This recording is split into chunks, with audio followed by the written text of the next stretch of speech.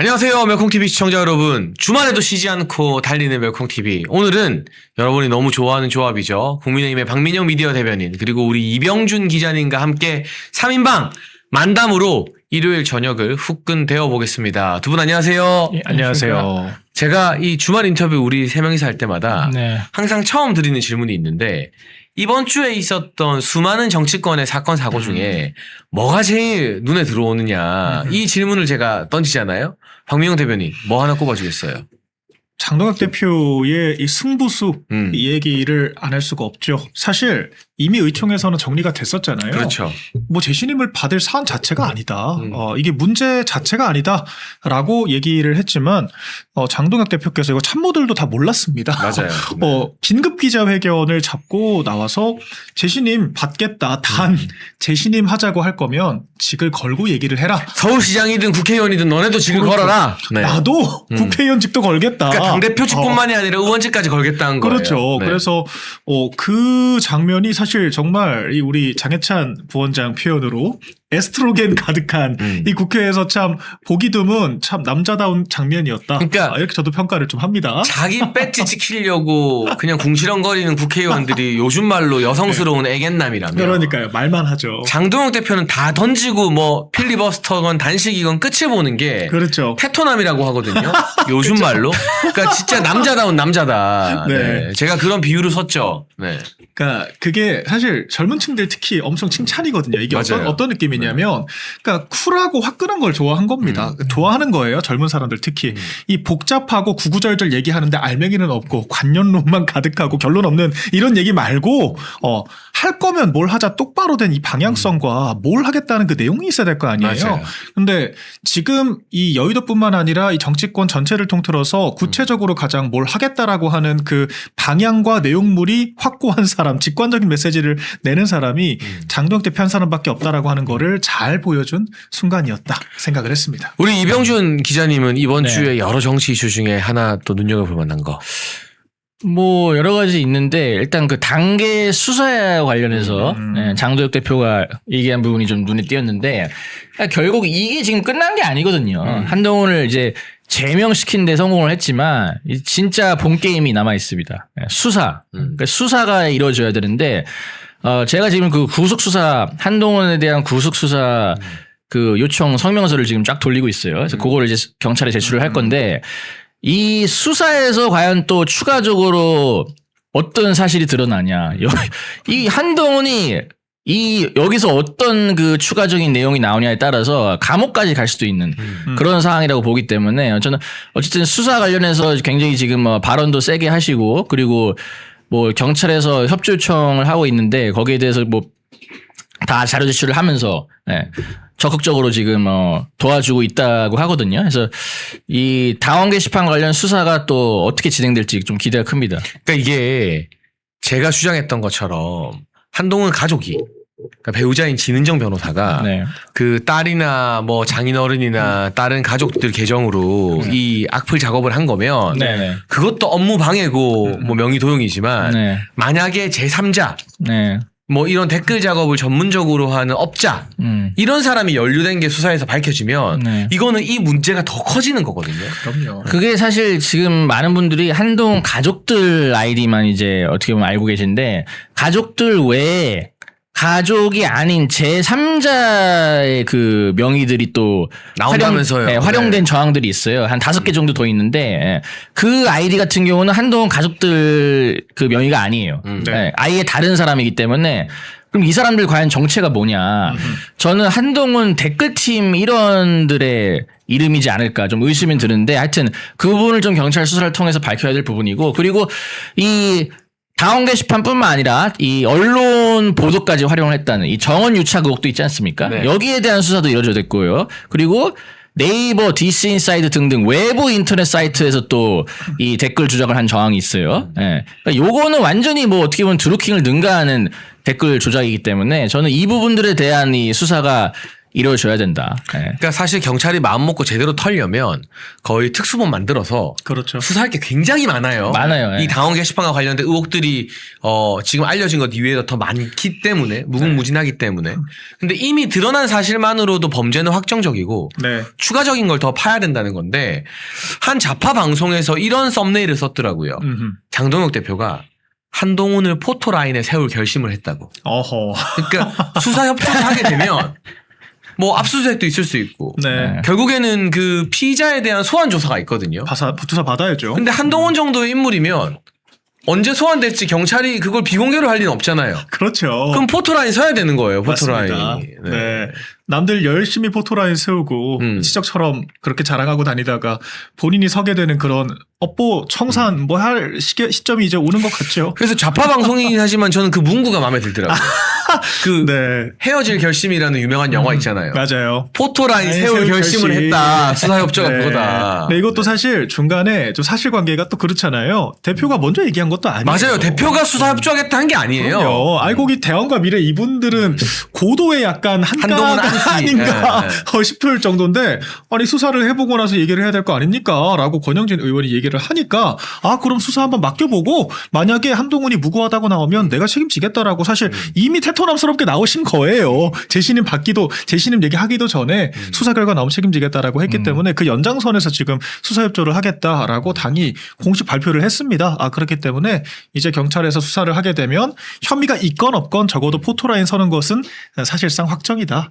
이렇게 봐야겠죠. 그러니까 사실은 그동안 경찰의 수사 협조에도 장동혁 대표가 당내 일을 그럼요. 경찰에 넘기는 것에 대한 그 마음의 짐 때문에 봐준 거죠. 네, 봐주고 협조를 안 했어요. 그러니까 여러분 생각하는 것보다 장동혁 대표가 인내심이 어마어마합니다. 그러니까요. 의총에서 3시간, 4시간 친한계 의원들이 그냥 10명이 돌아가면서 모욕주기 해도 그걸 묵묵히 그냥 다 듣고 있잖아요. 그러니까요. 그러니까 이 충청도 사람 진짜 무섭습니다. 저는 안 될 것 같은데요. 그러니까 다 받아줘. 예. 다 참아줘. 네. 근데 이 참고 받아주고 인내했던 사람이 방향을 딱 정해서 뭔가 결단을 내리면 네. 누구도 그걸 못 말려요. 맞아요. 아니 그러니까 이번에 완전히 한동훈이 원래 피해자가 돼야 정상인 국면인데 피해자가 그렇죠. 아니라 오히려 야 저런 금쪽이를 저런 억지 소리를 하면서 옹호해 준단 말이야. 좀 가해자가 되어 있고요. 오히려 장동혁 대표가 야 당대표인데도 저렇게까지 모욕을 주고 저렇게 모멸감을 주는 얘기를 당연하게 하고 사퇴해라 마라 서울시장까지 나와가지고 난리를 치고 이런 것들을 보면서 오히려 장동혁 대표가 일종의 피해자 서사 아가 지금 강화되면서 좀 팬층이 굳건해지고 있는 이상한 그림으로 가고 있는 겁니다. 이거 다 장 대표가 잘한 것도 있지만 이거 친한동훈계가 자기들이 업보 지금 쌓은 거예요. 가장 전 맹활약을 한 사람들은 바로 한딸 할머니분들. 네, 그분들이 너무 고마워요, 저는. 돌아다니면서 악플 달고 네. 요새 그 한 딸들의 타겟이 누군지 알아요? 누구예요? 양향자 최고. 김근식 교수 그리고 박은식 전 비대위원. 아이고. 이 세 분이 이 세 사람이 피하 식별이 안 되는 거니까. 과거에는 한동훈한테 그래도 꽤 우호적인 편이었어요. 그랬죠. 근데 지금은 한동훈에게 우호적인 메시지를 거의 안 내요. 그렇다고 네. 뭐 반환이 되고 이런 건 아닌데. 근데 그게 괘씸하다고. 적극적으로 더 한달을 해야지 왜 한동훈과 멀어지냐면서 말도 안 되는 트집을 잡아서 문자 폭탄 보내고 악플 달고 하는데 이 한딸들의 악플 수위가요. 네. 그러니까 놀라울 정도로. 아우, 상상 초월해요. 네. 좀 많이 받아보셨을 거 아니에요? 우리가 악플 다는 수준이 아니라 예. 정말 막 목숨을 위협하는 극단적인 메시지들을 엄청 많이 보내요 보니까. 고소를 좀 많이 해야 될 것 같아요. 그 진짜 이거는. 찐 극우예요 얘네가. 진짜 폭력성이. 근데 좌파니까 정확히 말하면 극좌죠. 극좌. 아우, 제가 좌파들이니까. 차단을 했더니 계속 가계정을 만들어가지고 아, 지금도 그래요? 제가 그 페이스북 메시지 요청 있잖아요. 네. 거기 계속 꾸준히 와요. 어. 근데 이 욕의 수준이 제가 민주당이랑도 싸워봤고 네. 이제 이준석 좀 팬덤층이랑도 좀 욕을 많이 먹어봤는데 네. 그 사람들과 비교도 안 될 정도로 정말 천박스러운 이 언어와 사상, 그러니까 좀 폭력성을 보면은 가지고 있습니다. 좀 못 배운 사람들이 많더라고요.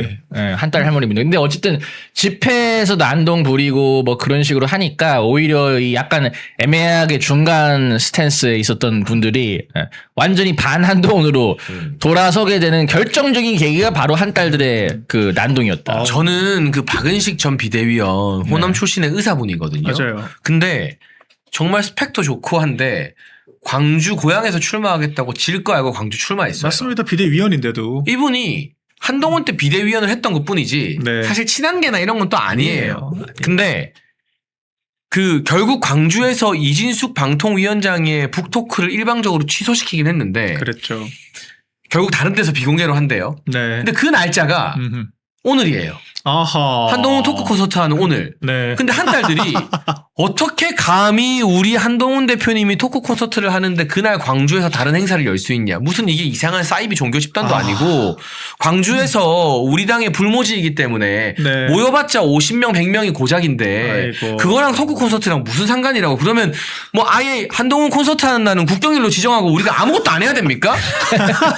이게 그 있잖아요. 그 정교 일치가 된 국가들에서 보통 그런 행사들을 하지 않습니까? 네. 그냥 온 국민들이 다 모여가지고 아예 그냥 하루 단식을 하거나 똑같이 이제 합조하는 그런 게 아니고서야 한동훈이 행사하는 거랑 다른 정치인들 행사하는 게 무슨 관련이 있습니까? 그걸 가지고 박은식 비대위원한테 쌍욕과 인신공격과 그 페이스북 아이고. 들어가 보면 네. 댓글이 수백 개가 달려 있어요. 진짜 징글징글하네요. 그게 그 김효은 대변인도 페이스북 댓글 보고 네.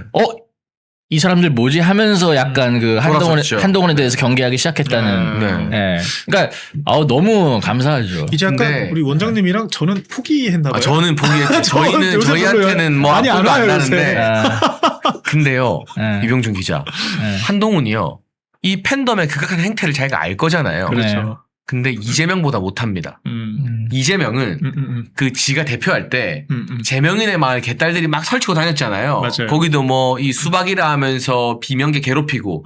근데 이재명은 욕을 먹으니까 재명인의 마을에서 탈퇴를 했습니다. 그렇죠. 이장 탈퇴를 네. 했죠. 원래 네이버 이장이었다가. 카페. 그리고 누가 봐도 눈 가리고 아웅이고 엎드려 절박이긴 한데 한 2번 정도 네. 자기가 개딸들한테 여러분 이러시면 안 됩니다라고 기억나요. 자제를 하는 척이라도 했어요. 그렇죠. 한동훈은 그것도 안 하잖아. 오히려 부추기잖아요. 오히려 부추기잖아. 네. 그러니까 그걸 하는 순간 뭔가 이 할머니 분들이 자기한테 달아날 거라고 좀 생각을 하는 것 같아요. 네, 그러니까 한동훈은 지금 뭐 거의 전 국민이 안 튀지 않습니까? 네, 좌파들도 싫어하고 우파들도 싫어하고. 그러니까 자기가 가지고 있는 거는 제가 볼 때 지금 2만도 안 될 것 같은데 하여튼 그 한 2만 3만 정도 되는 한 딸들 그 사람들밖에 없어요. 그러니까 그 사람들 하나만 보고 지금 이렇게 그 난동질을 부리는 건데 굉장히 어떻게 보면 좀 본인 입장에서도 불안할 거예요. 이 사람들조차도 떠나면 나는 진짜 이민 가야 된다. 예, 그런 어떤 생각이 있지 않을까 싶습니다.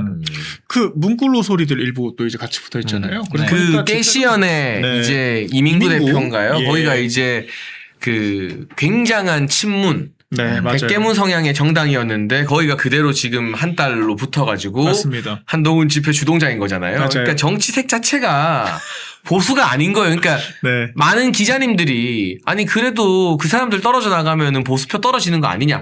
원래 보수표가 아니에요. 아니었던 아니에요. 거라니까. 그 애초에 이민구 그 대표가 왜 한동훈 좋아하세요? 최근에 매일신문 인터뷰 나왔더라고요. 네. 왜 좋아하냐고 물어보니까 답변이 가관입니다. 보수당에 있지만 보수 정치인 같지 않아서 좋다. 보수 정치인 안 같아서 좋다. 그러니까 한동훈을 지지하는 사람들조차 한동훈이 보수가 아니라는 걸 아는데 자칭 진짜 보수라고 우기니까 참 어이가 없죠. 그리고 이제 그 안희정 지지자들. 예. 맞아요. 그 안희정이 김경수, 예. 안희정 이쪽 친문파들. 예, 안희정이 나가리 되니까 갈 데 없는 그 사람들이 뭔가 그래도 안희정과 좀 색깔이 비슷해 보이는 한동훈을 대체자로 생각해가지고 그 위드훈이 있잖아요. 네. 그 위드훈이 매니저인 그 엘리. 네. 예. 그 사람이 그 안희정 쪽 그 지지자였다는 어허. 그 얘기가 있고 그리고 그 여러 가지 얘기들이 있어요. 그 안희정 쪽 보좌관 출신 인사가 예, 또 이 한동훈 쪽으로 넘어와가지고 한동훈을 돕고 있다는 그런 소문도 있고. 네. 하여튼 제가 볼 때는 뭔가 그 약간 그러니까 좌파인데 기존의 약간 민주당에는 살짝 좀 거부감이 있는, 그러니까 약간 반민주당 좌파들, 그렇죠. 그 사람들이 이제 어떻게 보면 대체자로 선택을 한 게 한동훈이다. 이렇게 좀 이해를 하시면 될 것 같아요. 근데 아무튼 이 한동훈 이야기 나온 김에 지금 이 시간 한동훈 토크 콘서트가 진행 중일 겁니다. 4시부터 시작을 했다고 하는데 네네. 도대체 뭘 하길래 79,000원까지를 받아먹고 자기는 1원 한 장 안 가져간다는데 1월 23일에 급조된 기획사에 그러면 몇 억의 매출을 갖다 주는 거거든요. 그렇죠. 그럼 나중에 이 기획사와 한동훈 주변인들이 특수관계인지 아닌지 이런 게 다 검증의 영역으로 드러나요. 그럼요. 그리고 이 1월 23일에 급조된 회사가 잠실 체육관을 빌리는 게 불가능하대요. 맞아요. 공연업계 이야기를 들어보면. 그렇죠. 그럼 이건 누군가 특혜를 준 게 아닌가. 특히 이 잠실이 송파 지역이기 때문에 네. 송파 지역 국회의원들이 뭔가 특혜 준 거 아닌가. 이것도 나중에 다 정치적 검증의 영역인 거거든요. 그럼요. 아니 저는 애초에 출마할 수가 없는 상황이라고 보거든요. 유학 가야 돼요. 유학이 아니라 지금 출국 금지 나오기 전에 빨리 나가야 돼요. 근데 경찰이 수사하면 진짜 출국 금지 나올지도 몰라요. 진짜요. 아니, 왜 그러냐면 이건 너무 상황이 명징하기 때문에 지금 뭐 출마 얘기를 할 때가 아니에요. 그리고 사실 이 선거 정치자금법 얘기도 생각을 별로 안 했을 것 같아요. 어차피 선거 못 나가는 거 자기도 잘 압니다. 근데 그 아까 말씀하신 회사가 뭐 아레나스타였나요? 만든 지 한 달도 아니고 한 3주 됐대요. 3주. 근데 잠실운동장이 10,000명을 수용할 수 있는 곳이기 때문에 그 검증이 굉장히 까다롭다고 하는데 네. 3주 된 신생회사가 그 어떤 대관 검증을 통과한 거는 둘째치고 대관부터 기획부터 이제 행사 섭외와 홍보까지 전부 다 3주 안에 했다라고 하는 거. 이거 상식적이지가 않거든요. 그러니까 이거는 그냥 이 한동훈 행사 만들려고 그냥 바지 사장으로서 페이퍼 컴퍼니라고 보는 게 저는 합리적인 추론이라고 생각을 하고 이거 어떤 경로를 통해서 대관 받았는지 다 이거 우리가 검증을 해야 되는 겁니다. 그리고 이 79,000원씩 받았는데 이거 자기는 10원도 안 가져간다. 이거 이재명 화법이잖아요. 나 대장동으로 10원도 못 벌었다. 이 얘기를 하는 건데 결과적으로 아레나스타로 흘러들어간 그 돈이 인건비가 됐건 뭐가 됐건 어떤 명목을 가지고 누구한테 흘러들어가느냐. 이거 다 추적을 해봐야겠죠. 제가 그 지난 금요일에 네. 개그맨 김기욱 씨가 진행하는 방송에 나갔어요. 네. 근데 여러분 개그맨 김기욱 씨는 진짜 유명한 개그맨이거든요. 맞죠. SBS 우차사에서 화산고라는 유명 프로를 했어요. 지금은 호이자 하신 분 호이자. 네, 이렇게 막 허이짜 하는 뭐 되게 그죠? 유명한 유행어가 있어요. 근데 그분이 주도하는 공연 티켓값이 42,000원이래요. 어허. 그러면 한때 대한민국에서 제일 인기 많고 제일 웃겼던 개그맨 공연이 4만 원인데 네. 79,000원을 받으려면 뭘 해야 되냐? 뭘 보여줘야 되냐? 이거 뭐 어깨뽕 빼고 이거 빼가지고 저글링이라도 해야 돼, 막. 예? 그런 쇼라도 하는 게 아니면 79,000원을 받을 수가 없어. 보러 갈 의향이 좀 있는데 저도. 그러면 우리 7만 원 내고 보러 가. 아니 앵간한 오페라 뮤지컬도 그 해외에서 그 직접 공연하는 팀이 들어오는 정도 내한 공연 정도 수준 되는 거 아니면은 그 정도 단위로 잘 안 받아요. 그렇죠. 국내 공연은. 전설적인 락커 김종서 씨 있죠. 네. 공연 그 제일 비싼 티켓이 9만 원이래요. 임영웅 티켓이 그 정도 하지 않나요? 뭐 임영웅 티켓은 좀 더 비쌀 것 같긴 한데. 네네네네. 근데 아무튼 정치인이 저렇게 돈 받고 하는 것도 웃기지만 거기에 대해서 변명이라고 내놓는 게 이병준 기자. 네. 김어준도 이렇게 했다. 근데 김어준이 정치인이에요? 정치는 아니고 이제 스피커라고 볼 수 있죠. 그러니까 본인이 이제 김어준이 했으니까 나도 이렇게 해도 된다라는 거를 명분으로 삼고 있는데 네. 총체적으로 이 콘서트 이후에 한동훈의 운명 어떻게 될 것 같습니까? 글쎄요, 저는 근데 일단 이 체육관을 빌린 과정에서 이게 뭔가 좀 너무 이 비리가 있지 않나 이런 의심들이 있기 때문에 여기에 대한 어떤 조사가 먼저 이루어져야 된다고 보는데 이게 뭐 글쎄 그 정도의 가격을 받으면은 솔직히 이거 노래라도 불러야 되는 거 아닌가. 아니 토크 콘서트면은 그냥 치고 노래 말로 때우겠다는 거 아닙니까? 그렇죠. 예, 그냥 본인 그 항상 하는 그 말장난, 예? 그 말장난 하나 하면서 그냥 그 79,000원 받겠다는 건데 그거 완전 도둑질이죠 그거는. 노래만으로는 안 돼요. 네. 저글링 해야 된다니까. 이 정도. 아니, 노래가- 저글링하고 노래 부르고 기타 치고 막 다 춤 해야 좀 돼. 춰주고. 노래가 나오기는 예. 한데요. 제가 이거 전달받은 거 보니까 한동훈이 직접 썼더라고요. 예, 중간에 공연 팀이 온대요. 그러니까 자기가 하는 게 아니라 부르는 게 아니야. 아니 근데 좀 이상하지 않나요? 아니 자기가 자기 노래 부르고 자기 팬들 데려와가지고 해도 7만 원, 8만 원 못 받는데 예. 공연팀을 섭외해가지고 대신하고 자기가 돈을 번다? 이것도 이해가 안 되고 뭐 붉은 노을 깊은 밤하늘을 날아서 뭐 이문세님 곡 뭐 김광석 유명한 뮤지컬 넘버들을 해주신다고 하네요. 그러니까 지가 부르는 게 아니라 그 남이 부르는 거잖아요. 제 말이요. 그러니까 제가 볼 때 이것도 뭔가 본인이 그냥 말로 때우려다가 너무 이제 막 말이 많이 나오니까 예, 뒤늦게 지금 뒷수습을 하고 있는 게 아닌가 이런 걸 추가하면서. 아니, 근데 한동훈이 네. 예. 아니 콘서트 하는 거 그런 거 뭐 공연 부르는 거 좋은데 본인이 직접 튀어나와서 중간에 잠깐 한 소절이라도 좀 부르고 저글링이라도 하든지 뭐 쇼라도 하든지 뭐 하고 싶어 본인이 할 수 있는 걸 좀 보여줘야 그래야 한동훈 콘서트지. 이 사람들이 와서 노래 부르면 그게 어떻게 한동훈 콘서트입니까? 아이고 아니 이게 한동훈이 그랬잖아요. 비대위원장 처음 왔을 때 출판기념회 같은 거 문화 다 없애야 된다. 네. 출판기념회 금지시키겠다. 그렇게 얘기를 했거든요. 아니, 출판기념회랑 콘서트랑 뭔 차이가 있어? 막말로 출판기념회는 책이라도 쓰는 정성이라도 있지. 네. 책을 써가지고 팔잖아요. 그나마. 근데 그러네. 자기는 네. 책도 없이 입으로 때우면서 네. 책도 한 권에 7만 원, 8만 원 안 받습니다. 서영교는 모르겠습니다만 이번에 이제 돈다발 나오는 거 보니까 그러니까 이건 정말 자기가 한 말 자기가 뒤집는 걸 떠나서 그냥 양심이 없는 거거든요. 네. 그래서 이 콘서트 이후에 한동훈의 운명은 출마를 고민하는 게 아니라 출국을 고민하게 될 것이다. 그럼요. 써받아야 돼요. 네, 그리고 수사받고 사실은 무소속 출마 여기저기 막 오는 많이 띄우겠지만 네. 실제로 성사되기 어려울 거라고 보는데 두 분 어떻게 전망하세요? 일단은 한동훈이 지금 빼박인 것이 사실 우리 당무감사위원장 이호선 위원장을 또 고소를 했잖아요. 그러니까 사실 당에서 수사협조를 굳이 안 하더라도 이미 수사 개시될 수밖에 없는 상황이었어요. 그러니까 한동훈도 나름대로 배수의 진을 친 거예요. 어떻게든 조작이라고 뭉개서 지도부를 압박해서 이 제명 결정 자체를 무력화시키는 거 말고는 퇴로가 없던 겁니다. 근데 지금 어떻게 됐죠? 이미 제명 결정이 나버렸고 수사 명분이 생겨버렸습니다. 그러면 한동훈이 이 이호선 위원장 고소한 것도 취해야 할 명분이 없어요.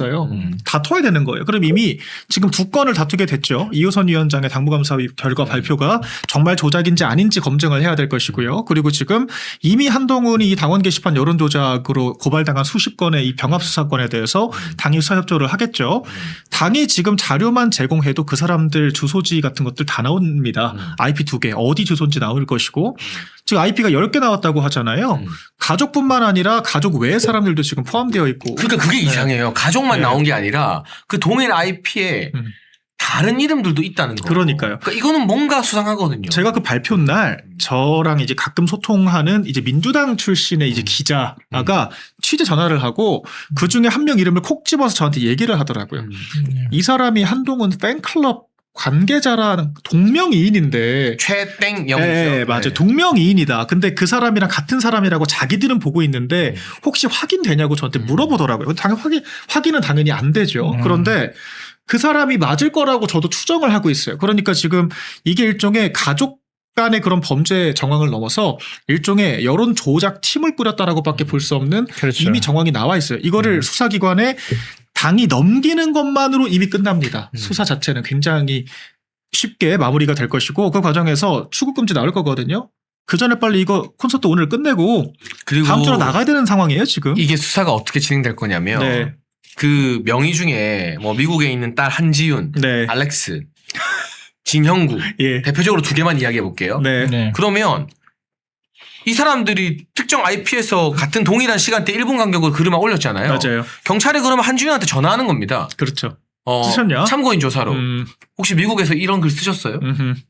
뭐라고 말할 거예요? 아버지를 살리기 위해서 썼다고 하면 근데 한국 IP인데 어떻게 거짓말이 되는 거고 VP에 썼다고 해야 되는 거죠. 안 말이 썼어요 되죠. 하면 수사 결과 나오기 전에 네. 발빠른 사회부 기자들이 단독으로 그렇죠. 미국에 있는 한동훈 딸 게시물 쓴 적 없어. 어허. 명의 도용임. 이게 기사가 나오는 거예요. 그렇죠. 그 나오는 순간 끝이야. 그럼요. 진형구 검사장한테 전화하겠죠. 쓰셨어요? 그 80 넘은 검사장으로 아유. 꼿꼿한 이제는 이제 명예 말고는 남은 게 없는 사람이 사회를 위해서 그 내가 악플 썼어요라고 하겠어요?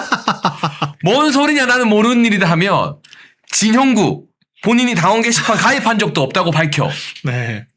명의 도용이 확실. 이런 기사가 나면 중간 과정에서부터 가는 거예요. 그러니까요. 중간 과정에서부터. 그래 이게 진용구가 쓴 글 중에 그런 글이 있죠. 저는 정치에 무관심한 30대입니다. 30대 청년이다. 30대 청년입니다. 30대 진영구가 거기서 나왔군요. 네. 그러니까 저는 근데 그거를 과연 진영구가 굳이 그렇게까지 썼을까? 안 썼지. 네. 그러니까 그거는 한동훈 본인이 직접 썼거나 아니면 한동훈 여론조정팀 일원이 썼거나 그랬을 거로 추정이 되는데 결국 저는 한동훈 가족들이 자백을 해야 될 것으로 봅니다. 그러니까 자백을 넘어서 그러면은 한동훈 가족들이 본인이 안 썼으면 누군가가 자기 명의를 도용을 한 것이기 때문에 사실 이거는 고소를 검토를 해야 되는 거예요. 그렇죠. 사실은 네. 그 가족들도 어떻게 보면 피해자일 수도 있죠. 네. 멀쩡한 내 이름과 내 명의로 네. 그렇게 말도 안 되는 비방글과 뭐 그렇죠. 한동훈 21세기 융합 인재입니다 막 그러고 있는 것들을 썼으니 그 사람들도 못 모르고 나면 피해자일 수도 있는 거예요. 아니, 누가 내 명의를 가지고 뜬금없이 대통령 부부 욕해가지고 내가 대신 욕을 먹고 있는데 그건 당연히 굉장히 억울한 일이고 명의도용에 이건 가장 적극적인 폐해가 드러나는 상황인 거잖아요. 그렇죠. 당연히 조치를 해야 되고 지금 한동훈 내친 수사자들이 얼마나 무섭냐면 저도 많이 전달을 받거든요. 당원 게시판에 쓴 글과 정확히 같은 내용의 글이 네이버 댓글에도 있고요. 시간차를 두고 네이버 댓글과 엠팍에도 있고요. 그렇죠. 엠팍 그리고 기타 드라마 갤러리라고 맞아요. 하는 그 개념글에 한동훈 관련 글만 올라오는 이상한 갤러리가 하나 있습니다. 네. 거기 똑같은 글들이 맞아요. 북부처럼 제일 잘하실 거 아니에요, 우리 기자님이. 네. 그래서 이 한동훈의 그 IP 주소지를 수사하다 보면 정말 별의별 게 다 나올 건데 그게 네. 당원 게시판에 국한된 게 아니라 그럼요. 각종 온라인 커뮤니티로 같은 내용의 글이 퍼졌다는 네. 것도 핵심이죠. 제가 그게 걱정돼서 심지어 그 당원 게시판에 글을 올리고 아예 동시간대에 올라간 글들도 많아요. 네. 기자님. 정확히 분간이까지 똑같이. 경찰이 수사하면 네. 우리가 그 수사팀에 합류해야 될 거야. 아니 그냥 우리가 수사해도 돼요. 이런 문제들을 우리가 좀 알려드리고 네. 아니면 좀 귀찮아도 네. 자발적으로 나 참고인 조사 받겠다. 네. 아니 그냥 저희한테 수사 팀장을 맡기셔도 돼요, 사실은. 저희가 지휘하고 예. 사실 실무를 특검 이제 사안이에요. 네. 드루킹도 특검했잖아요. 그러니까 경찰이 뭘 잘 네. 모르고 축소하거나 뭐 그냥 귀찮아서 대충 넘길까봐 걱정인 거지. 하려면 들여다볼 수사 범위가 엄청 넓어요. 무궁무진합니다. 네. 이병주 기자님 정치적으로 한동훈 토크 콘서트 이후에 전망 짧게 한번 정리해 주시죠. 뭐 지금 친한계 내에서는 이거 무소속 출마를 할까 말까 뭐 여러 가지 지금 논의를 하고 있다고 하는데 저는 제발 좀 했으면 좋겠어요. 제발 제 소원입니다. 그냥 화끈하게 보수의 성지 대구로 나오십시오. 그래서 그냥 정통 보수 국민들이 아주 그냥 때려잡아 드릴 테니까 나와가지고 진짜 망신 당해야죠. 제가 볼 때 대구 나오면은 한 2%도 힘들어요. 네, 2%도 힘듭니다. 그래서 그런데 나와가지고 정말 본인의 위치를 처절하게 깨닫고 알아서 좀 정계 은퇴를 하시길 바란다. 그런데 지금 가처분 이야기는 쏙 들어갔죠. 네. 가처분 할 것처럼 막 하더니 법원에서 IP 보자고 할까봐 못하죠. 김종혁은 뭐 가처분을 한다는데 음흠. 한동훈 가처분 이야기는 쏙 들어갔거든요. 그렇죠. 그것만 봐도 얼마나 떳떳하지 못하고 사실상 범행을 자백하고 있는지를 네. 우리가 알 수 있는 대목 같습니다. 그러니까 가처분 소송도 못하고 뭐 윤리 재심 청구도 못하고 소명하라니까 소명도 못하고 아무것도 못. 그러니까 이것만 봐도 그냥 게임 끝난 거죠 사실은. 그냥 지금 열심히 기도하고 있는 거예요. 네. 지방선거에서 장외 대표 체제가 무너지고. 정말 대패를 하기를 적극적으로 이제 고사를 지내겠죠. 저주를 퍼부으면서 그렇죠. 그리고 나서 정치적으로 사면을 누군가가 해주기를 또 해줘야 해줘. 자기들이 하는 건 없고 이제 그런 식으로 또 바라고 기도를 하고 있을 것이다. 그런 그러니까 생각이 어떻게 들어요. 보면은 일부러 국민의힘이 지방선거에서 패배를 할 수 있도록 저는 온갖 분탕질을 칠 거라고 봐요. 한동훈과 친한계들이. 네. 네, 그렇게 해가지고 지방선거를 패배하면 이거 장도혁 때문이다 해서 장도혁 지도부를 붕괴시키고 새로운 당대표로 이제 오세훈을 집어넣어서 새로운 오세훈 지도부에서 한동훈을 복당시킨다. 이게 지금 한동훈 쪽의 어떤 플랜 A지 않을까 싶습니다. 근데 그마저도 재밌는 것이 오세훈 시장이 전당대회를 통해서 당대표가 될 확률은 제가 봤을 때 0%예요. 네, 저도 0%. 그러니까 또 이제 비대위 노름을 또 하겠다고 할 텐데 이 네. 얼마나 참 당원들에 대한 무시가 전제가든 지금 발상을 하고 있습니까? 그렇죠. 정성국 의원은 대놓고 얘기를 하잖아요. 방송 나가서 워딩이 이거예요. 장동혁 대표 사퇴해야 한동훈이 돌아올 수 있다. 그러면서 이제 부제가 뭐냐면 지방선거에서 패배하면 사퇴할 수밖에 없지 않겠냐라고 하는 건데 이 말을 우리가 연결지어 보면은 지방선거 패배하게 만들어서 사퇴시킨 다음에 한동훈 데려오겠다는 말밖에 안 되거든요. 언어 그렇죠. 해석이. 이것 자체가 얼마나 해당 행위입니까? 자기가 모시는 홍위병처럼 모시는 그 한동훈 한 명 제명된 것 때문에 그럼 당이 지방선거 져야 된다는 뜻인가요? 그러니까 이런 식의 지금 발상을 하고 있기 때문에 그러면은 숨기기라도 하든가 그런 의도를 이렇게 다 드러내면 이걸 누가 이거를 예. 제가 장담하는데요. 우리가 지방선거도 선전하고 장동혁 대표가 내려올 일도 없겠지만 그렇죠. 만에 하나 억지로 오세훈 시장을 비대위원장 만들잖아요. 당원들이 들고 일어나서 그럼요. 당 그냥 무너집니다. 제가 봐도 그렇습니다. 불가능합니다. 가능하지가 않은 시나리오예요. 네. 그리고 그때야말로 비로소 재신임 투표를 저는 할 타이밍이라고 봐요. 아니 김용태 의원 본인 비대위원장 때 대선 지고도 사퇴 안 했잖아요. 대선 지고도 사퇴 안 했고 결과적으로 임기 다 채우고 나왔습니다. 이거야말로 정말 보여줘서는 안 될 지금 장면을 보여준 거예요. 그런데 남한테는 무슨 다른 그 정통성 있는 당대표한테는 아무 사유도 없이 재신임 받아라 마라 하는 것도 재밌지만 선거 패배를 한다라고 하더라도 아니 본인도 버텼잖아요. 그것도 사실 당원들한테 물어볼 수 있는 거예요. 이 선거 패배의 책임이 장동혁의 책임이냐 아니면은 지금 이 시점부터 장동혁 지도부 지선 패배하라고 저주를 퍼붓는 한동훈계의 책임이냐 당원들께서 현명하게 판단을 하실 겁니다. 네. 네, 저희 이제 또 중요한 이야기 장동혁 대표의 승부수에 대한 정치적 분석을 좀 해볼 텐데요. 그 전에 여러분 지금 일요일에도 저희가 이렇게 열심히 방송하고 있는데 좋아요가 좀 부족합니다. 구독과 좋아요 누르시면서 30초만 저희 행동하는 멸콩천사 광고 보시고요. 바로 이어서 장동혁 대표의 승부수에 이 여의도 애견남들이 얼마나 쫄았는지 깨갱했는지 그 이야기 분석으로 한번 다뤄보도록 하겠습니다. 잠깐 광고 보고 오실게요. 우리 보수의 결집을 하기 위해서 멸콩TV가 멸콩천사라는 후원회를 만들었습니다. 1,004명이 함께하는 멸콩TV 공식 회원 캠페인입니다. 행동하는 1,004명만 모이면 보수의 목소리는 절대 쉽게 흔들리지 않습니다. 가입은 채팅창에 올려놓은 링크로 가능하고요. 어려우신 분들은 010-9939-1144 이 전화번호로 멸콩천사 문자 보내주시면 저희가 어떻게 가입하는지 안내를 드리도록 하겠습니다. 말이 아닌 참여로 행동으로 멸콩천사로 함께해 주시면 저희가 멸콩TV 제작하는데 정말 큰 힘이 될 것 같습니다. 네, 돌아왔습니다. 더 많은 분들이 이 방송 볼 수 있게 구독과 좋아요 댓글 다는 거 잊지 마시고요.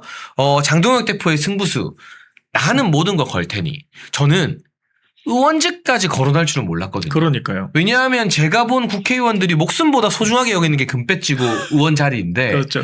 난 대표직이 아니라 의원직도 건다. 이건 뭐냐? 자신감이기도 하고 장동혁 정치의 원칙이에요. 맞아요. 장동혁 대표가 늘 뭐 사석이나 이런 데서 하는 말이 뭐냐면 당원들이 나를 믿어주지 않고 내가 당원들한테 지지 못 받으면 네. 내가 뭐 다른 억지 쓰고 편법 써서 정치할 이유가 뭐냐. 맞습니다. 정치할 이유가 없다라고 말하거든요. 그러니까 대표직에 이어서 의원직까지 걸면서 너네도 직거래를 하니까 막 장동혁 대표를 흔들던 의원들이 집단 멘붕에 빠져서 궁시렁거리는데 아무도 그래 좋다 붙어보자라고 말 못하고 네. 다 그냥 뒷걸음질만 치고 있어요. 이래서 제가 여의도 애견남들 사이에서 유일하게 남자다운 정치인이라고 한 거거든요. 그러니까요. 이병준 기자님. 네. 이런 승부수 이런 모습들은 좀 앞으로의 향후 전국이나 국민의힘 운영 지방선거에 어떤 영향을 끼칠 것 같습니까? 근데 제가 참 이게 우연일치인지는 모르겠는데 제가 수요일날 멸콩 라이브에서 차라리 이거 재실임 투표 받아라. 예, 받아서 요걸로 역공을 한번 해보시라. 했는데 그 다음날 바로 하시더라고요. 자기 거 맞다 이거야? 아이고, 그건 모르는 거죠. 근데 어쨌든 예, 저는 이번에 이게 딱 신의 한 수였다고 봐요. 왜냐면 진짜 애초에 이거는 받을 수도 없고 왜냐면은 본인들도 뻔히 알아요. 진다는 걸. 장동혁이 재신임 받을 거라는 네, 거죠. 그러니까 어떻게 보면 지금 이 제안을 안 받고 받고 있다는 것 자체가 본인들이 당내에서 소수라는 걸 알고 있다는 거잖아요. 근데 그러면서 마치 자기네들이 당원들 절대 다수를 변호하는 것처럼 예, 자기네들이 다수인 것처럼 속이고 있지 않습니까? 그러니까 이건 사기꾼들인 거죠. 자기네들이 소수인 걸 알면서 다수인 것처럼 국민들을 선동하는 거. 이거 그러니까 얘네들은 정치이 아니고 사기꾼들인 거고 본인들이 사기꾼들이라는 걸 인증한 겁니다. 근데 요번에 이 애견남들이 지금 테토남의 어떻게 약간 예, 작살이 난 그런 어떤 그 분위기가 형성되고 있는데 저는 이게 어떻게 보면 또 장도혁 대표의 리더십을 당내에서의 어떤 리더십을 강화시키는데 굉장히 어떤 좋은 모멘텀이 되지 않을까. 그래서 뭐 얻을 건 다 얻었다고 봐요. 이번 이 승부수를 통해서.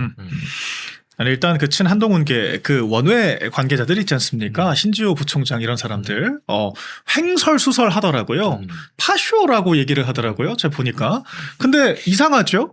당원 투표를 하자 그랬지 당대표가 마음대로 하겠다고 한 적이 없는데 투표를 통해서 결정하는 것 이상의 민주적인 결정 방법이 있나요? 그럼 그 논리면은 전당대회도 파쇼인 거예요? 그러니까 그렇죠. 그러면은 대통령 뽑는 것도 파쇼적 방식입니까? 선거가 다 파쇼인 거죠. 아니 그러면서 당원 당규도 참 제멋대로 해석을 하는 게 원래 그냥 아무나 당대표 당원 소환 요구할 수 있는 거다라고 얘기를 해요. 근데 이것도 정말 무지한 발언인 것이 우리나라에도 주민 소환제라는 게 있습니다. 네. 단체장들 우리 주민들이 소환할 수 있어요. 그런데 아무나 나와가지고 야 나와 한다고 소환되는 게 아니에요. 그렇죠. 요건이 있죠. 사전 요건이 있습니다. 그러니까 남용 인정되지 않게끔 허들을 만들어서 이것도 일정 이상 사람들의 동의가 있어야지만 시작될 수가 있는 거거든요. 그런 것처럼 뭔가 배팅을 하고 직을 걸라고 얘기하고 사퇴하라고 얘기를 할 거면 자신들도 뭔가를 걸으라는 거예요. 일정 허들 이상으로 올라와야 이걸 정치적으로 판단했을 때 받을지 말지 경중을 판단을 할 거 아닙니까? 근데 그런 식으로 궤변을 펼치는 걸 떠나서 이제 뭐 류제바 같은 사람들 사실 언급할 가치도 없는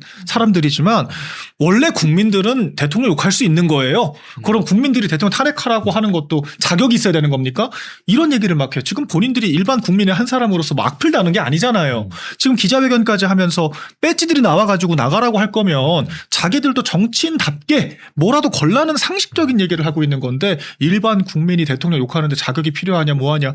오세훈 시장은 또 뭐라 합니까? 민심이 중요하지 당심이 중요한 게 아니래요. 그러니까 서울시장을 그렇게 오래 하고도 당대표 후보나 대선 주자 그렇죠. 후보가 절대 못 되는 거예요. 제대로 돼. 당심에서 진다는 건 이미 인정을 하고 들어간다는 거 아닙니까? 이거 정말 부끄러운 줄 알아야 돼요. 오세훈 시장은 그 죄송한 말씀인데 요번에 완전히 그 보수 진영에서 정치 생명이 끝났습니다. 네. 왜냐면 본인이 그냥 이 제2의 한동훈이라는 거를 너무나도 명확하게 인증을 해버렸기 때문에 이제 아무리 앞으로 이제 뭐 변화된 모습을 보여주고 뭐 잘못했습니다 제가 잘하겠으면 해도 안 돼요 이제. 금요일에 국회 행사가 있어서 오세훈 시장이 국회 왔거든요. 네. 그 앞에 딱 마중 나가서 의전한 국회의원이 누군지 아세요? 누굽니까? 배현진 의원입니다. 아이고. 네. 그래서 투샷이 딱 찍히더라고요. 어디서 무슨 정무 보고를 받고 판단하는지 모르겠습니다만 제가 오세훈 시장께 좀 안타까운 건요.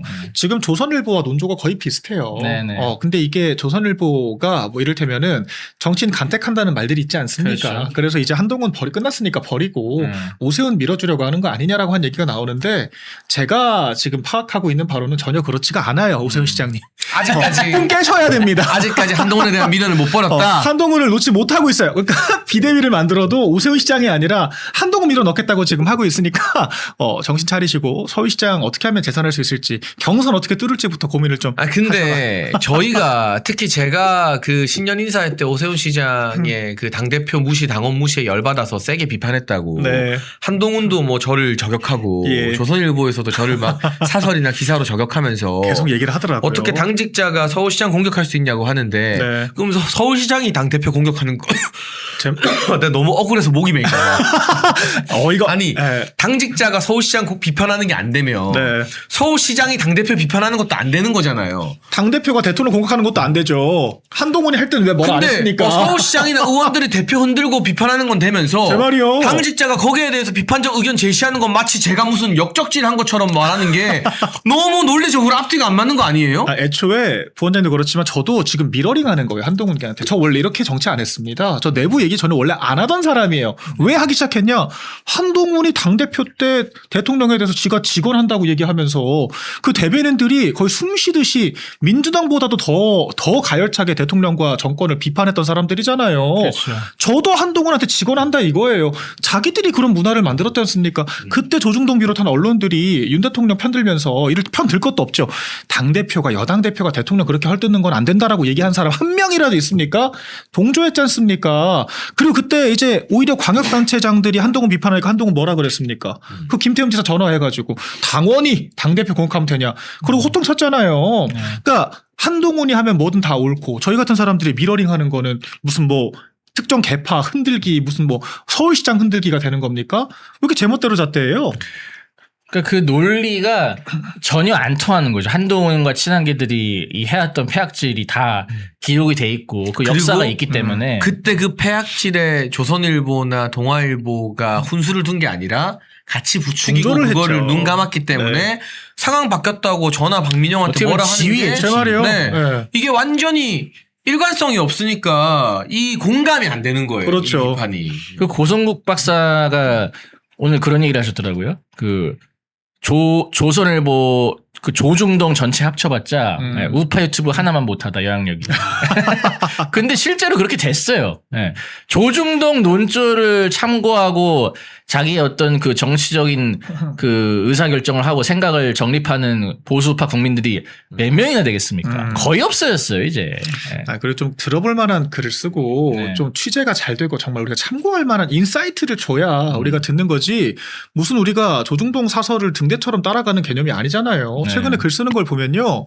박성민 무슨 뭐 그 평론가 그런 네. 글도 지면에 실어줬더라고요. 근데 주장이 되게 웃깁니다. 민주당은 하나만 같아도 통합하는데 국민의힘은 하나만 달라도 쳐낸다.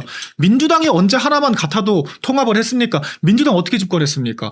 이재명 그 비명 행사, 이재명 체포동의안 가결한 사람들 그 이잡듯이 잡아가지고 수박으로 몰아가지고 다 비명 행사 시키고 단일 대우 진용 갖췄잖아요. 심지어 지금도 싸우고 있어요. 지금도 사실 정청래 합당하자는데 반대하는 사람들 예전에 비명 행사 어떻게 당했는지 너네들 그때 기억해라 이런 식으로 거의 겁박을 하지 않습니까? 유시민 씨 같은 사람들 그렇죠. 내놓고 나와서 이재명이 통합해서 대권 잡았다 얘기하면요. 개딸들도 공감 못합니다. 개딸들도 비웃어요. 무슨 민주당이 통합을 했습니까? 역사상 그 어떤 정당보다 강력하게 비주류를 비명행사시키면서 그렇죠. 단일 대우를 만든 게 이재명의 민주당이었죠. 완전 역사 왜곡이에요 지금.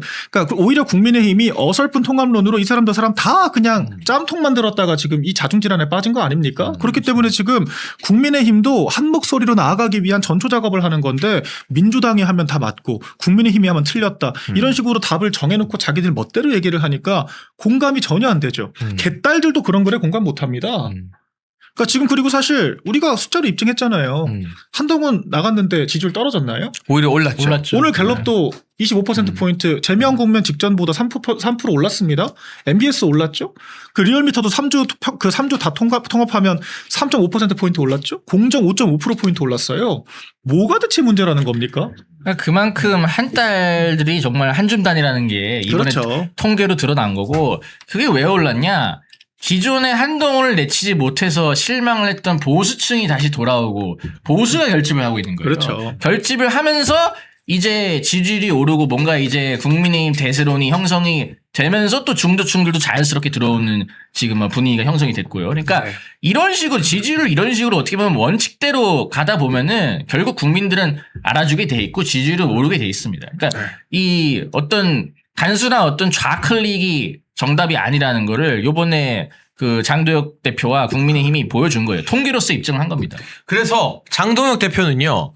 궁시렁거리는 사람들한테 군만하지 말고 직 걸으라고 라고 말하면서 이걸 일축해버렸습니다. 맞아요. 그리고 이제 본격적인 지방선거 분위기가 되는데 저는 중요한 국민의힘의 발표를 하나 여러분께 말씀드리고 싶어요.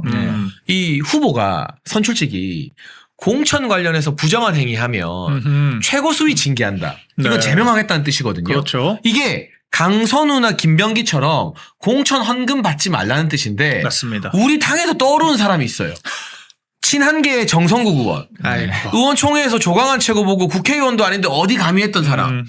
이 사람이 전현직 시구의원들한테 고액 후원금을 받은 것뿐만이 아니라 지방의원 자녀 명의로도 후원금을 받았대요. 네. 부산일보 기사인데요. 자세히 보면요. 하루에 2천만 원이 들어왔대요. 그 의원들 2명이 500. 네. 자녀도 500. 그러면은 하루에 2천만 원이 들어오면 모를 수가 없어요. 그럼요. 100만 원만 누가 후원해줘도 알고 누구지 하고 찾아보고 감사 인사하게 돼 있어요. 당연하죠. 그렇죠. 왜냐하면 뭐 10,000원, 20,000원 소액 후원은 우리가 일일이 다 찾을 수 하긴 없어도 어렵지만. 100만 원부터는 되게 그 예사 마음으로 후원할 수 있는 금액이 아니잖아요. 그럼요. 근데 하루에 2천만 원이 들어왔고 500. 본인은 몰랐다. 지방의원들이 알아서 억지로 넣은 거다 하는데 이 지방의원 중에 한 명은 성이 네. 곽 씨예요.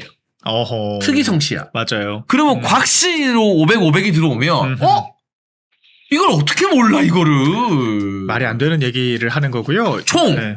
이 지방의원들 전현직 지방의원과 가족한테 받은 고액 후원금이 4천만 원 이상이라고 합니다. 4,200만 원이라고 네. 지금 일단 보도가 됐고 이거 아마 추가적으로 나올 수 있는 게 처음에는 자녀 명의까지는 추적 안 한 상태에서 3천여만 원 정도로 추정을 했는데 지금 1,000만 원 이상 늘어난 거거든요. 일단 훌륭한 취재해준 부산일보에게 박수 한번 쳐주겠습니다.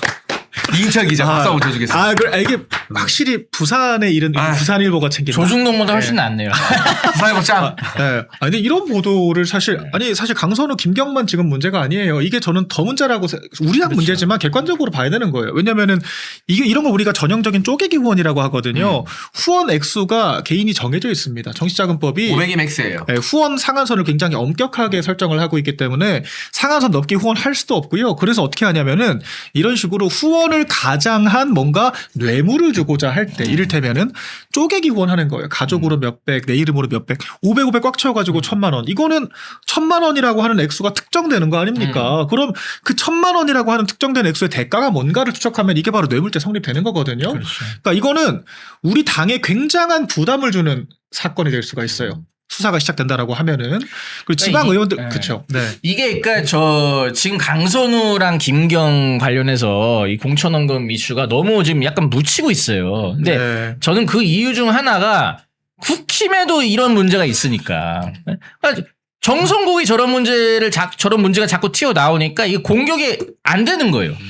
이 공격이 전혀 유효한 그 타격이 지금 안 되고 있는 건데. 그러니까 저 사람들을 빨리 정리를 하고 이 문제를 정리를 해야 우리도 뭔가 할 말이 생기지. 지금 국민들이 봤을 때 니네도 저 이런 문제 있지 않냐. 민주당이나 니네는 똑같은 거 아니야. 이렇게 지금 보고 있단 말이에요. 그래서 이 부산일보 기사가 목요일 금요일에 나오고 장동혁 대표가 직걸라 했는데 그 강경파 정성국이 조용합니다. 유감 표명도 했어요. 근데요, 이병준 기자님이 전곡을 찔러준 게 예를 들면 민주당의 장경태나 이런 성범죄가 터지잖아요. 근데 만약에 우리 당의 성범죄가 터져요. 그러면 도찐개찐 되는 거야. 말 못해요. 근데 민주당을 공격하는 제일 좋은 방법은 그래 우리 당의 성범죄 연루된 사람 바로 제명. 그러면 민주당이 엄청 부담 느껴요. 맞아요. 그럼 지금 돈공천 문제나 이런 쪼개기 후원이나 이거 뭐 불법과 합법의 경계 이상하다 하는 것들이 문제가 되잖아요. 우리 당에 있는 사람 단죄해버리면 우리가 그냥 강선우, 김병희 욕하는 것보다 민주당이 훨씬 더 부담 느끼게 되는 거예요. 반대로 지금 강선우는 민주당에 제명당했어요. 수사를 받고 있는데 워낙 사안이 크니까 비화가 되고 있는 거지만 민주당은 강선우 불법 후원금 이 뇌물 문제로 지금 제명까지 했는데 국민의힘은 왜 방치해? 이런 얘기 들으면 우리가 선거 못 치르는 거예요. 제대로. 그러니까 소장파, 혁신파, 새신파라고 하는 게 뭡니까? 이런 구태 정치로부터 우리가 청산하는 것, 자유로워지는 것이 바로 혁신과 쇄신이라고 생각을 하거든요. 그래서 이런 것들은 좀 엄밀하게 봐야 되고 정성국 의원도 억울한 부분들이 있다면 적극적으로 소명을 해야죠. 근데 그 소명을 제가 들었는데 소명을 합니까? 몰랐대. 지방 의원이 보낸 줄 가족들 이름도 몰랐대. 근데 어떻게 하루에 2천만 원이 들어오고 그게 곽이라는 특이성 씨가 둘이나 있는데 그걸 안 알아보고 모를 수가 있냐고요. 그러니까 그 말은 후원금을 평상시에 후원금 그 내역을 확인을 안 한다는 얘기인데. 아니 근데 저도 후원회가 있었잖아요. 전당대회하고 총선 나가면 회계 책임자가 고액 후원 들어오면 다 얘기하죠. 다 말해줘요. 얘기할 수밖에 없죠. 100만 원 이상 왜냐면 들어오면 그걸 또 알고 있어야. 그래야 감사 표시도 하고 하니까. 받은 거를 몰랐다고 하는 게 아니라 이런 식으로 받으면 안 된다는 걸 몰랐다는 거 아닐까요? 그리고 일부 의원들은요. 지방 의원들이 이렇게 말 안 하고 300만 원, 500만 원 보내잖아요. 돌려줍니다. 그럼요. 나 이거 공천에 영향받기 싫으니까. 맞아요. 그런 분들이 있어요. 그리고 지금 장동혁 체제의 정의용 사무총장은요. 사실은 총선 지선 때 사무총장이면은 핵심이잖아요. 실세고. 그렇죠. 그러니까 괜히 후원금 들어와서 말 나오기 싫으니까 후원 계좌 닫아버렸어요. 그러니까 왜냐면 그렇게 해서 한 푼이라도 받은 사람한테 만약에 공천을 줘도 말이 나올 수가 있고 안 줘도 말이 나올 수가 있어요. 그렇기 때문에 아예 돈 관련된 거는 일말 엮이면 안 되는 거죠. 그래서 전현직 부산시의원 몇 명 됩니까? 당연히 부산 의원이 모를 수가 없는 건데 그런 사람들한테 고액 후원이 들어왔으면은 이거 본인이 만약 몰랐다라고 하더라도 당연히 정리를 해야 되는 거거든요. 근데 지금 뭐 돌려줬단 말도 없죠. 그러니까 이 돈을 대하는 후원금을 대하는 장동혁 측근의 태도, 후원 계좌를 닫아버리는 정의용 사무총장과 한동훈 측근의 태도, 4천 얼마를 전현직 시의원과 가족들한테 받고 나는 몰랐다 하는 정성국의 태도 극명하게 비교되지 않습니까? 그럼 누가 개혁파고 누가 새신파입니까? 누가 혁신입니까? 우리 당의 제일 우리가 혁신이지. 그렇죠. 지도부가 지금 제일 혁신파예요. 그러니까 소장파라고 대충 말 붙인다고 소장파가 되는 게 아니고 이런 문제들로부터 자유로워지는 게 제일 중요하다.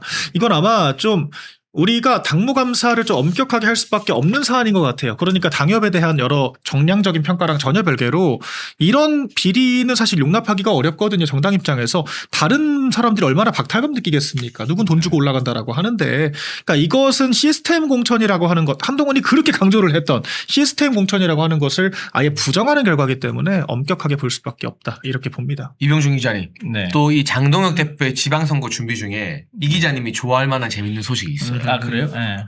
원래 이제 지방선거 후보자 공천은 네. 각 지역 시도당이나 그 지역구 당협이 많이 주도권을 가지고 하잖아요. 네. 네. 그런데 인구가 50만이 넘어가는 지역의 단체장은 구청장이나 군수나 시장은 중앙당이 직접 공천한다라고 확정을 지었습니다. 그런데 인구 50만이 넘어가는 지역 중에 서울에는 어떤 구가 있느냐? 대표적으로 송파구가 있습니다. 송파구청장 공천 송파구 국회의원들이 못해요. 중앙당이 하게 됐습니다. 이거 어떻게 생각하세요, 이거? 그러니까 그 이제 뭐 배현진이라든가 뭐 박정훈이라든가 이 친한계 위자구파들이 장난질을 할 수 있는 거를 아예 시스템적으로 이 막아버린 거죠. 그래서 그 부분은 아주 잘했다고 보고, 그러면 그 서울시장 그 같은 경우는 이제 그러니까 컷오프를 당 지도부 차원에서 하겠다는 건가요? 그거는 누구를 컷오프를 할지 말지는 아직까지 룰은 결정난 건 정해진 건 아니지만, 아니죠. 네, 뭐. 저는 근데 서울시장 경선을 요번에 과감하게 오세훈 시장 컷오프 시켰으면 좋겠어요. 네. 왜냐면은 지금 본인 자체가 그렇게 할 수 있는, 장도혁 대표가 그렇게 해도 그냥 국민들이 이해를 할 수 있는 그 명분을 본인이 다 만들어버렸기 때문에 저는 이번에 과감하게 오세훈 시장 컷오프 시키고, 요번에 지금 그 이상규 저 성북구 당협위원장이 서울시장에 출마할 것으로 보이는데. 근데 본인은 또 아니라고 하더라고요. 아, 그래요? 네. 아직 뭐 마음을 딱 정한 건 아닌 것 같아요. 네, 대개조에 대한 선언만 일단 한 상태. 저한테는 좀 다르게 얘기하던데. 뭐 이게 마음이 고민하는 과정일 수 있어요. 하여튼 누구든지 나와가지고 저는 새로운 인물들끼리, 고인물 이제 빼고 새로운 인물들끼리 좀 경쟁하는 판을 만들었으면 좋겠어요. 그러니까 저도 무슨 마음인지 이해는 하는데, 네. 저는 오히려 경선을 통하면 저는 오세훈 시장이 경선 통과하기 되게 힘들 거라고 저도요. 전망하거든요. 저도요. 그게 더 망신이 따가운 진짜. 당원들의 회초리다.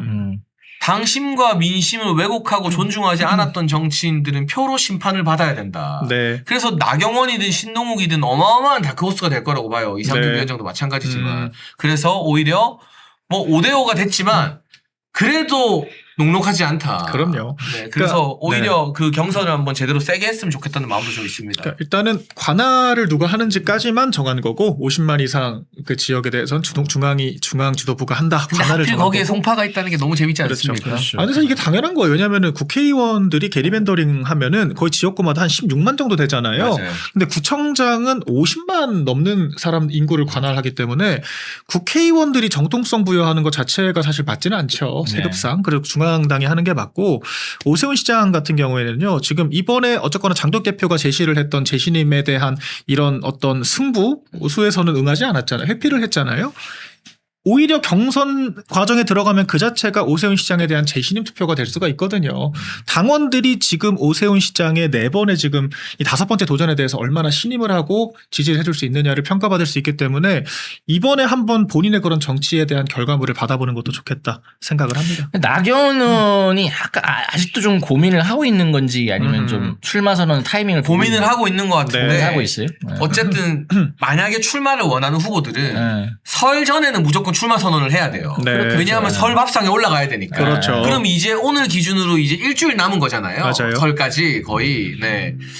그래서 뭐 그 고민의 기간이 아주 더 길어지진 않겠죠. 그렇죠. 네. 아마 근데 나경원 의원은 그 고민을 할 거예요. 동작이 굉장히 험지잖아요. 네. 근데 그러니까 나경원 본인이 나오면 네. 동작에 국회의원 선거를 또 해야 되니까 그렇죠. 자기 말고 나경원 말고 어떤 인물이 동작을 지킬 수 있을까. 그렇죠. 그 고민을 하는 거죠. 네, 그래서 여러 가지 복합적으로 아마 고민을 하고 계실 것 같습니다. 네. 아무튼 여러분, 누가 뭐라 하든 장동혁 호의 열차는 앞으로 달려나가고 있고, 이제 누가 뭐라 하든 뭐 직 안 걸었잖아. 그렇죠. 직 걸지 왜. 네. 직 걸어라로 그냥 다 제압이 가능합니다. 그럼요. 그러니까 제가 이런 표현을 썼어요. 국민의힘의 온실속 화초들은 장동혁이라는 잡초한테 상대가 안 된다. 장동혁 대표가 진짜 보기와 다르게 어렵게 컸거든요. 맞아요. 국회의원 300명 중에 제일 흑수저 1등, 2등일 거예요, 아마. 그 학창 시절의 가정 환경이나 이런 것들은. 맞습니다. 그래서 그냥 배에 기름 차고 그냥 기득권에 물들어 있는 다른 의원들이 장동혁의 수를 따라갈 수가 없어요. 그렇더라고요. 네. 그래서 이제 정말 지방선거 준비도 착착착 되고 있습니다. 네. 저도 좀 당부드리고 싶은 거는요. 결과적으로 제시님 승부에 응하지 못했잖아요. 네. 그럼 더 이상 입 여는 것 자체가 추태가 될 수가 있어요. 이 얘기를 그만해야 됩니다. 왜냐하면 결과가 없는 얘기를 지금 하고 있는 거잖아요. 무슨 뭐 길을 잃었다느니 무슨 뭐 윤호개인이 어쩌고 하나만한 얘기 그냥 동어반복적으로 해봤자 아무런 본인에게도 도움이 안 됩니다. 그렇기 때문에 화끈하게 한판 붙을 거 아니면 적당히 이제 물러나고 뺄셈 정치 타령하는데 이미 한동훈 제명은 뺄셈이 아니라는 게 지표로 증명이 됐어요. 덧셈이죠. 네, 지금 오히려 지도부를 향해서 저주를 퍼부으면서 뺄셈이 되기만을 바라는 사람들이 누군지 그게 혹시 자기 자신은 아닌지 지금 여러 방송 나가서 얘기하시는 분들 특히 현직 의원분들 좀 고민을 해보셨으면 좋겠다 생각을 합니다. 네. 이병주 기자님. 이 네. 장동혁 대표의 행보와 지방선거 준비 국면에서 우리가 어떤 걸 좀 신경 쓰고 지켜봐야 될까요? 저는 근데 이 지금 이제 제명을 2명을 했잖아요. 한동훈을 제명하고 이제 김종혁을 탈당 공고를 통해서 제명을 했는데 저는 지금 요주의 인물이 있어요. 우리 배 씨. 우리 배현진 씨가 저는 솔직히 좀 불안합니다. 지금 뭔가 대형 사고를 칠 것 같은 그런 느낌이 있거든요. 그리고 지금 뭐 어제 김주혁 얘기하는 거 보니까 뭐 거의 뭐 지금 윤리 네. 제소당한 거 관련해서 뭐 펄펄 날뛰고 있더라. 김주혁이 그 정도로 표현할 정도면은 굉장히 지금 흥분 상태에 있다는 건데 저는 친한계들이 다 그러겠지만 특히 배현진이 뭔가 이 지방선거를 고의적으로 분탕을 칠 목적으로 뭔가 이 지방선거 전에 대형 사고를 치지 않을까. 그래서 저는 거기에 대해서 뭔가 지도부 차원에서의 어떤 강력한 경고 내지는 윤리 차원에서의 어떤 징계 심사가 들어가야 된다고 봅니다. 그래서 최소한 어떤 이 배현진 같은 이 악질 케이스들에 대해서는 우리가 용납하지 않고 선거 시즌이라 하더라도 우리가 원칙대로 처리한다. 이거를 좀 본보기로 좀 보여줬으면 좋겠어요. 저는 마지막으로 어떤 말씀 드리고 싶냐면 주기적으로 마치 어떤 세력이 조작하는 것처럼 장동혁 배신자다, 장동혁 약속 안 지켰다, 장동혁을 흔드는 글들이 보수 커뮤니티나 보수 유튜브에서 막 올라와요. 그런데 우리가 다 봐서 알잖아요. 24시간 필리버스터, 목숨 건 단식. 네. 그 와중에도 한동훈을 과감하게 제명하는 게 쉽지 않았습니다. 그럼요. 엄청난 반발이 있었지만 장동혁은 자기 정치 생명까지 걸면서 우리와의 약속을 지켰어요. 그렇죠. 그러면 지방선거 이제 3개월 남았는데 장동혁 못 믿겠다 하고 흔들어서 그럼 누구를 믿을 수 있습니까? 그렇죠. 대안이 뭐가 있습니까? 네. 적어도 지방선거 승리까지는 장동혁을 우리가 믿고 따라가야 된다. 네. 우리가 여기서도 장동혁을 못 믿고 흔들면 장 대표도 힘이 빠질 것 같아요. 그럼요. 내가 얼마나 어렵게 이 약속들을 지켰는데 나를 못 믿어주니? 사람 마음이 그런 거잖아요.